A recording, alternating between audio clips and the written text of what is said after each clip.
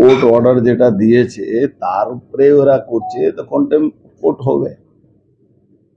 হ্যাঁ, চিঠি দেওয়া যেতে পারবো না, তো অলরেডি কোর্ট অর্ডার দিয়েছে। কোর্টের অর্ডারটা আমাদের লয়াররা কোর্টের অর্ডারটা ওদেরকে মেল করছে, সিপি কে মেল করছে, পুলিশ থানাকে মেল করছে।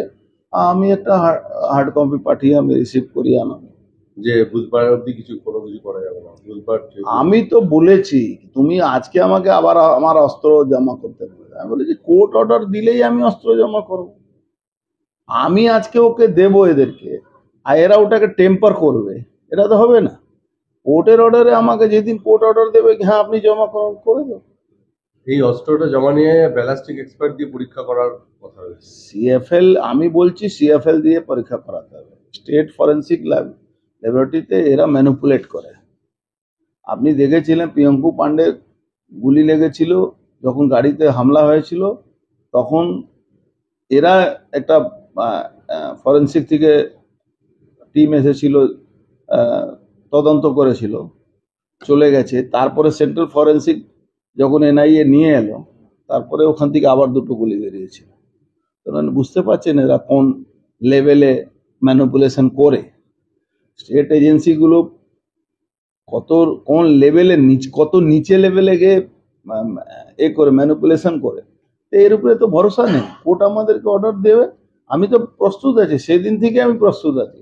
আমি কোর্ট কাছে এইটাই আমার পিটিশনে লেখা আছে কি অনারেবল কোর্টের অর্ডারে আমি এটা জমা করবো। আমাদের একটাই কথা কি সেন্ট্রাল ফরেন্সিক ল্যাবরেটরিতে এটা যাচ করা। তৃণমূল বারবার বলছে অর্জুনকে গ্রেপ্তার হতেই হবে, এই বারংবার নোটিশ। ও তৃণমূল কি বলছে তো করতে করতে 5 বছর হয়ে গেল, আর যাওয়ার সময় এসে গেছে। ওটা নিয়ে আমাদের খুব কোনো বেশি চিন্তা আমি করি না যে তৃণমূল কি বলছে না বলছে। তৃণমূলের কাজ, তৃণমূল আগে 26,000 যাদের চাকরি খেয়ে নিয়েছে তাদেরকে জবাব দিক, আমাদের পরে জবাব দিলেও হবে। পুলিশ উদ্যোগ নেবে না তো? পুলিশের তো ভূমিকা হয়ে গেছে একদম নেকেডলি। 3টে লোককে এই 2 দিন আগে পিটিয়েছে, আবার একজন মারা গেছে আজকে, তারপরে পুলিশের কোনো ভূমিকা নেই। এই নমিত সিংকে এরা ভাবছে কি একে অর্জুন সিং এর কাউন্টার করাবে। মূর্খ আছে, এই যে মূর্খদের আর কোনো উত্তর দেওয়ার আমার মনেও করি না। এই মূর্খদেরকে মূর্খর কাজ করতে দিন। ঘটনা 3 দিন বাদে কেন তাহলে নমিত সিং এর নামে এফআইআর করলো? এটা হাইকোর্টের চাপে? নমিত সিং কোনো ফ্যাক্টর নয়, এটা পুলিশ এখানে সব খেলা খেলছে। পুলিশ ভাবছে এইসব করে অর্জুন সিংকে আটকাবে। এরা মাথা এদের খারাপ হয়ে গেছে, এরা বুঝতে পারছে না 2021-এর বাংলা নয়, এখন 2026-এর বাংলা হতে যাচ্ছে, যেখানে সনাতনী হিন্দুরা রাস্তায় নেমে ভোটটা করবে। আর যে পুলিশ অফিসারগুলো এই খেলাটা খেলছে তাদেরকে আমি বলছি কি তারা যে লাইন নিয়েছে এই লাইনে তাদের কষ্ট আছে। এখনো গুলি চালানোর সিসিটিভি ফুটেজ সামনে আনতে পারলো না পুলিশ। আপনি তো না সামনে আনতে পারবে না। আমার তো অলরেডি অমৃতা সিনহা মাননীয় ন্যায়াধীশের কোর্টে অর্ডার আছে, এখানে যতগুলো সিসিটিভি ক্যামেরা আছে তার অ্যাক্সেস আমাকে দিতে হবে। তা সত্ত্বেও এখন পর্যন্ত কিছু করিনি, এটাও আমরা আমাদের পিটিশনে দিয়েছি। সোমনাথ শ্যাম বলছে আপনি ট্রাকের পেছনে থাকে গুলি চালিয়েছেন। আর সোমনাথ শ্যামের কথা ছাড়ুন তো, মানে এই যে গুলি কাণ্ড, সোমনাথ শ্যামের কথা ছাড়ুন। মানে ও কি বলা যাবে, ও শেরকে শিকার করার জন্য ও ছাগল বাঁধতে হয় না, ওকে তৃণমূল ছাগল বেঁধে দিয়েছে। ছাগল আছে আমার শিকার করার জন্য, ছাগল থোড়ে শেরের শিকার করে। তাহলে আপনি কি বলবেন এটাকে? মানে ও আপনার তো ও যা বলছে ওর দুধ ভাত আছে, ছেড়ে দিন। মানে পার্টিতে নিজে কোনটা, আমি বলছি দুধ ভাত আছে ওর কথার উত্তর আমার কোনো দেওয়ার মনেও করি না। পার্টিতে মমতা ব্যানার্জি কণ্ঠাসা হচ্ছে। 8 তারিখের ডিসিশন আসতে দিন না, কি হতে যাচ্ছে। 8 তারিখে সুপ্রিম কোর্ট ডিসিশন আসার পরে দেখুন না মমতা ব্যানার্জি কি হচ্ছে। তার ইঙ্গিত মমতা ব্যানার্জি নিজেই দিয়ে দিয়েছেন। আপনি ঘাবড়াচ্ছেন কেন? এরা তো গরু ছাগল লাইন দিয়ে কবে বিজেপিতে কোন চ্যানেল কোন এই ধরে বিজেপি কাছে স্মরণে আসবে, কে বিজেপির কোন নেতার কাছে যাবে, কোন লোক কোন লবি ধরে যাবে, এইসব নিয়ে এখন সব চলছে। আপনি কোথায় আছেন? এরকম কতজন বিধায়ক বিজেপির সঙ্গে যোগাযোগ করেছে? কতজন করেছে এই লিস্ট আমার কাছে নেই, কিন্তু এদের দম কত আছে। তৃণমূলের ক্ষমতা থাকলে এরা তৃণমূল সঙ্গে থাকবে, সিপিএম ক্ষমতা থাকলে এরা সিপিএম এর সঙ্গে ছিল।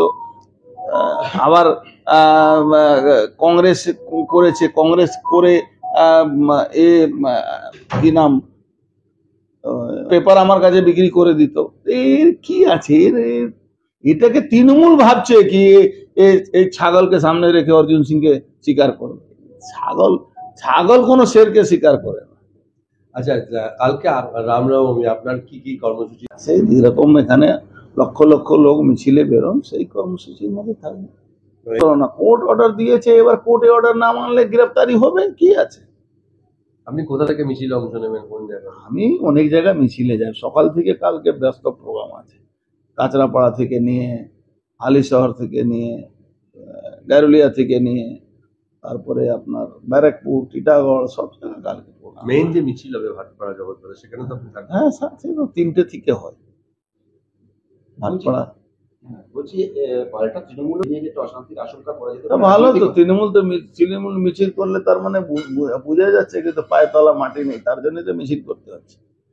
যে যে যে রামকে এরা মানতো না, বলতো কে রাম, বাংলায় রামকে, রাম কালচার নেই, সেই রামের মিছিল করতে হচ্ছে তৃণমূলকে। তার মানেটা কি?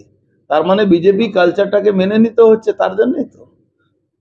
2026 আগে কি তাদেরকে শক্তি প্রদর্শন করছে বলে মনে হয়?